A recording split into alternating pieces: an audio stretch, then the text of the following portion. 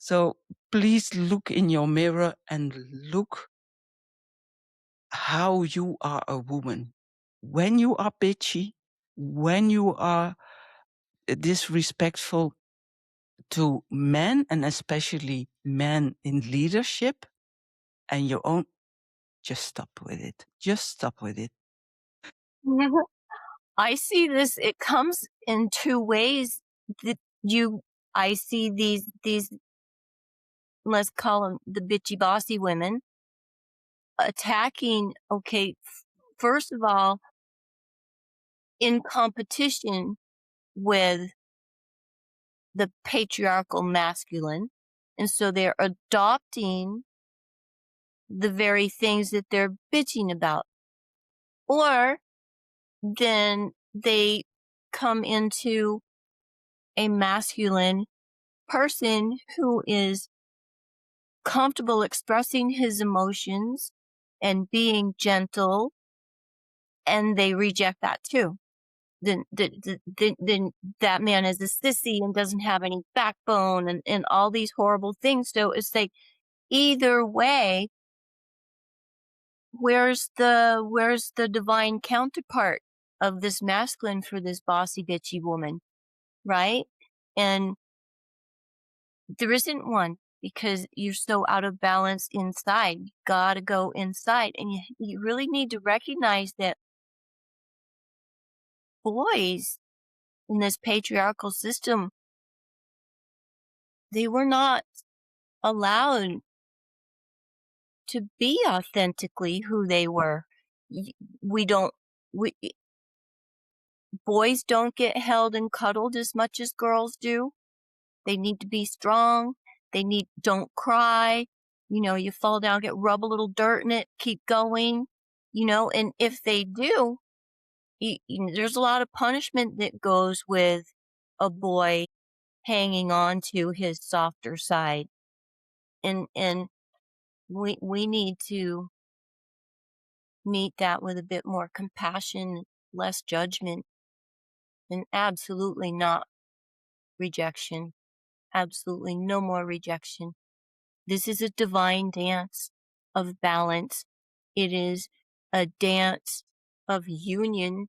It is not a battle of competition. And the relationships that we have in our lives, they're there for a reason. And it's inner growth. We're not focused on what I see out there. What I see out there, I need to fix that, and that's not right, and that's not right. And what's not right is what's inside. And that is the only thing you have control over, and it's the only thing you should be looking at is what's inside. And what's inside me is not what people tell me they see when they're looking at me. This is a trick. This isn't what's inside. That's a trick. That's not what's inside. You look at me, look at Clementine. What do they say, Clementine? They say one of the two is a real woman and the other one is half a man. But that they don't see my inside. Or mine. And I always wondered, why don't they say she's half a woman? They always say she's half a man. and when we also look at our hair, the That's length of one. our hair, your femininity, I don't know if I said it right, but that doesn't live in the length of your hair. So what is important for you to do is go first inside as a human. Don't call yourself man or woman. Call yourself a human first and work and learn and awaken that authentic feminine part and that authentic masculine part inside of you. And there lives your perfect imperfection. There you are perfect with your imperfections who are perfect. And that is who you are. And from there on, you can become the woman or the man you are. And don't look, as Robin already said, outside of yourself. For instance, how often they say, this is a job for a real man or a real woman. Every real woman likes this. Not me. So that does mean when I believe those words that I am not a real woman. So when you believe all those things that the outside is saying what a woman should be or a man should be, you will not find that inside yourself. So you come even further out of balance. Well, what's running through my mind right now is as long as you're using concepts like should, there's nothing authentic about that. That's judging yourself. And that should not be part of your internal language. So let's move away from that into more accepting and identifying and understanding you honestly are not going to know, you're not going to know yourself. It's not going to be comfortable. It really is not comfortable. And you got to dig deep. And as far as looking outside, only look as far as, oh, that is the mirror for what's happening inside. What do I need to look at? What part of that don't I like? What part of that is reflecting the part of me that I compromised to be who I currently see myself as?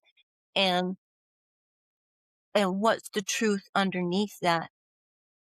And that never went anywhere. This is what we talked about in our shadow podcast is what is in your shadow is not always negative. It's the things that you put away because you weren't ready to do that or because you needed to put those away to survive that moment. You're not in that moment anymore. And now you're an adult and you go and you retrieve your true authentic self and and I see the shadow, I see more like a guardian angel who is holding all of that stuff until you're ready to retrieve and reclaim. And all you have to do is remember. There's not a big process. It's just like, remember, like go back to when you were little. Just grab a memory. Just grab a memory from when you were little and remember how you felt in that. Like, oh my gosh, I'm getting chills right now. I used to love to lie on the grass and we would just look at the clouds and we'd be sitting laying there, five of us, me and Yvonne. We see all these things in the clouds. Marie sitting right there next to us. She didn't see a thing.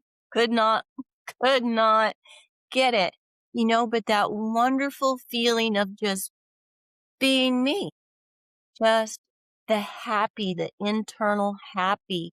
And when you just tap into that, you're remembering. That's remembering. There isn't a process to run through your mind. It's not that kind of remembering. It's in the feelings and then bring that little person forward into your day, just a little at a time, and you'll start feeling safer within yourself, and your authentic self becomes safe again, and then you feel safer again. We're describing the divine feminine and the divine masculine. You can put it out into the world. Once you feel safe, the divine feminine, you're feeling safe within yourself, and then the divine masculine puts it out into the world. It's that door.